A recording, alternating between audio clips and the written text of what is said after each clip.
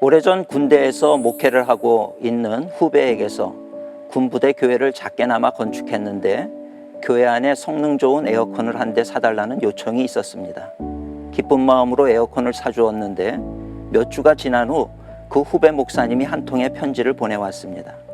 비가 너무 많이 와서 강이 범람했고 깊은 밤중에 그 강물이 군부대로 흘러 들어와서 큰 변을 당했다는 것입니다. 범람한 강물로 인해 작게 세운 교회가 그대로 떠내려갔는데 그나마 감사한 것은 떠내려가던 교회가 군인들이 자고 있던 막사와 막사 사이에 걸렸고 그로 인해 강물이 양옆으로 갈라져서 잠자던 군인들이 생명을 건질 수 있었습니다. 교회가 군인들의 생명을 살린 것입니다. 그러나 안타깝게도 초소에서 야간 근무를 서던 몇몇 병사들이 실종이 되었고 또 탄약고의 무기들이 강물에 떠내려갔습니다. 그러니 지난 몇 주 동안 군부대는 비상이 걸렸고 실종된 병사의 시신을 찾기 위해 이곳 저곳을 샅샅이 수색하며 또 분실된 무기들도 수거하기 위해 밤을 지새웠다는 것입니다. 그러나 그런 수고에도 불구하고 실종된 병사들의 시신을 찾지는 못했다며 허탈해하는 후배 목사의 넋두리가 그 편지에 고스란히 담겨 있었습니다. 저는 비록 편지로 그 상황을 접할 뿐이었지만 참 마음이 아팠습니다. 그런데 인상적인 것은 그 편지의 마지막 부분에 적은 후배 목사의 글이었습니다. 왜 우리는 아무 일도 일어나지 않았을 때가 가장 감사해야 할 때임을 알지 못할까요? 참 공감이 되는 고백이 아닐 수 없습니다. 우리는 평소 아무런 문제가 없을 때 그 순간이 감사하다는 것을 잊고 살아갑니다. 그러다가 어떤 위기나 어려운 순간을 맞게 되면 그저 아무 일 없이 지내던 일상이 얼마나 좋았는지를 알게 됩니다. 그래서 지혜로운 사람은 평범한 일상의 순간이 바로 감사한 때임을 알고 매 순간 감사하며 삽니다.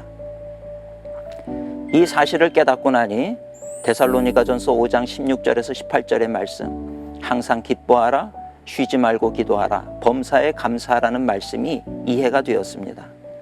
우리가 항상 기뻐할 수 있는 이유는 하나님의 보호하심 아래에 살고 있기 때문이요, 범사, 즉 모든 일에 감사할 수 있는 이유는 하나님이 합력하여 선이 되게 하시기 때문입니다. 우리 그리스도인들은 이 사실을 진심으로 믿기에 어떤 상황 속에서도 기뻐할 수 있고 또 어떤 처지와 형편 속에서도 감사할 수 있습니다. 오늘 자신의 삶을 돌아보시기 바랍니다. 자녀가 건강합니까? 가족들이 건강하십니까? 이것이 얼마나 감사한 일인지 깨닫는 성도들이 되시면 좋겠습니다. 몸이 불편한 아들을 둔 어머니의 푸념이 제 머릿속에 맴돌고 있습니다. 그 어머니는 말씀하시길 자신에게 오직 한 가지 소원밖에는 없다는 말씀을 하셨습니다. 그것은 자기 아들이 다른 아이들처럼 어느 누구의 도움도 없이 스스로 걸을 수만 있다면 소원이 없겠다는 것이었습니다. 그 아들이 공부를 잘하고 좋은 직장에 들어가고 이런 것은 바라지도 않는다는 것입니다. 이런저런 사람들의 이야기를 들어보면 우리에겐 감사해야 할 이유가 수도 없이 많을 것입니다.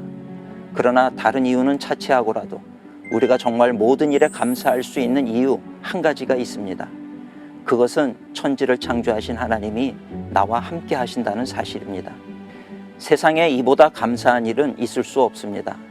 천지를 창조하시고 모든 세상 역사를 주관하고 계신 하나님이 지금 우리와 함께 하시며 우리를 지키시고 모든 것이 합력하여 선이 되게 하십니다. 오늘도 임마누엘 하나님의 은총 속에 힘을 내시는 모든 성도님들이 되시길 기도합니다.